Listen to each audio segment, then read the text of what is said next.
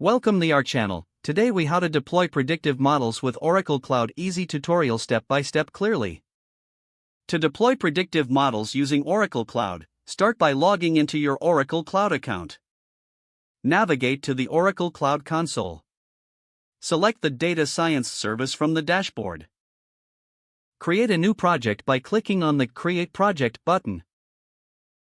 Name your project and provide a brief description. Add any relevant tags to categorize your project, then click Create. Once your project is created, upload your predictive model files. These files may include scripts, configurations, and any necessary data. After uploading, click on the model in your project overview. Select the Deployments tab within your model page.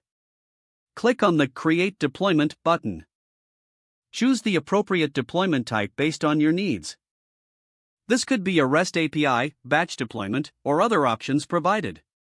Configure the deployment settings based on your model specifications. Define the input and output parameters required for the deployment. Set up any necessary compute resources for your model. Select the preferred compute shape based on your performance requirements. Review your deployment configuration for accuracy and completeness. Once everything looks good, click on the Deploy button to start the process.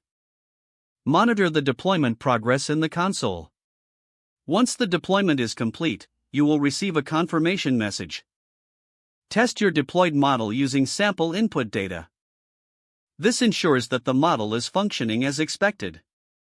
If any issues arise, revisit your deployment settings to troubleshoot. Finally, document your deployment process for future reference. Congratulations, you have successfully deployed your predictive model on Oracle Cloud. If the page does not load, refresh the browser or try again in a private or incognito window. Make sure you are using the correct email address, then retype it carefully to avoid small typos. If your password is not accepted, use the reset option and create a new strong password you can remember.